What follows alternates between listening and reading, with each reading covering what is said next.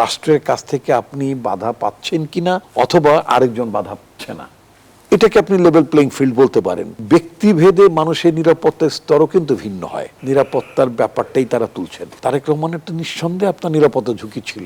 অভিযোগটি এনসিপির তরফ থেকে এবং জামাত ইসলামের তরফ থেকে বহুদিন, মানে আমি দুটো দলের নামই মেনশন করলাম, বা তাদের সহযোগী অন্যান্য যে দলগুলো আছে তাদের তরফ থেকে এই অভিযোগটা নাথিং নিউ, নতুন মনে হয়নি আমার কাছে। এই অভিযোগটা তারা কিন্তু অনেক দিন ধরেই তারা করে আসছেন। এখন কথা হচ্ছে কি, দেখুন, একটা বড় রাজনৈতিক দলের যখন সভা হয় তখন সেই সভাটি কিন্তু আপনার স্মুথলি যাতে আয়োজন করতে পারে, শেষ করতে পারে, সেটার জন্য কিন্তু প্রশাসনিক একটা ভূমিকা থাকে। আপনার আবার যদি একটা ছোট দল, যদি যারা দেখা গেলো প্রেস ক্লাবের সামনে দাঁড়িয়ে বা শাহবাগ চত্বরে দাঁড়িয়ে 200-400 লোকের সামনে একটা বক্তব্য রাখলো, তাদের প্রস্তুতিটা, মানে পুলিশের প্রস্তুতিটা বা পুলিশের এফোর্টটা, ল এনফোর্সিং এজেন্সির এফোর্টটা সেই পর্যায়ে লাগে না। লেভেল প্লেইং ফিল্ডটা হচ্ছে যে আপনি আপনার কর্মসূচি, আপনার আদর্শ, আপনার বক্তব্য প্রচারে রাষ্ট্রের কাছ থেকে আপনি বাধা পাচ্ছেন কিনা অথবা আরেকজন বাধা পাচ্ছে না, এটাকে আপনি লেভেল প্লেইং ফিল্ড বলতে পারেন। বা আপনি এখন কতগুলো পুলিশ আপনার পেছনে, মানে আপনাকে নিরাপত্তা প্রদান করছে,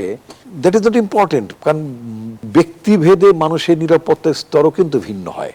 আমি যদি এভাবে বলি যে আপনার ভারতের কংগ্রেসের নেত্রী সোনিয়া গান্ধী, তার ফ্যামিলি যারা আছেন, তাদেরকে ওখানে যেমন ব্ল্যাক ক্যাট, মানে একটা ফোর্সের নাম বা এরকম একটা কিছু, তারা যেভাবে কংগ্রেসের নেত্রীদেরকে যেভাবে, নেত্রী বা নেতাদেরকে যেভাবে নিরাপত্তাজনিত কারণে যেভাবে আপনার প্রোটেকশনটা দেওয়ার প্রয়োজন মনে করে, একইভাবে ওখানে তো যদিও মানে ভারতে একটা, মানে দুটো দলের বেশি সর্বভারতীয় দল নেই, তাহলে কি মায়াবতী যদি মনে করেন যেন সোনিয়া গান্ধীর মতো আমাকেও এরকম একটা নিরাপত্তা দিতে হবে, আমার ছেলে মেয়েদেরকেও একটা নিরাপত্তা দিতে হবে, মূলত আমার কাছে যেটা মনে হচ্ছে অ্যাপারেন্টলি তারা নিরাপত্তার ব্যাপারটাই তারা তুলছেন। তারেক রহমানের তো নিঃসন্দেহে আপনার নিরাপত্তা ঝুঁকি ছিল, এতে তো কোনো সন্দেহ নেই। আমরা তো এটাও দেখেছি যে আপনার পাকিস্তানে বেনজির ভুট্টো মানে নিরাপত্তা দিয়েছিল পাকিস্তান সরকার, ডেসপাইট দ্যাট তিনি কিন্তু নির্বাচনী প্রচারণা চালাতে যেই তিনি আততায়ীর হাতে তিনি নিহত হয়েছেন। আমরা যদি ভারতের রাজীব গান্ধীর কথা যদি চিন্তা করি, তিনি তো সিটিং প্রাইম মিনিস্টার থাকা অবস্থা তো তিনি আততায়ীর মানে হাতে তিনি নিহত।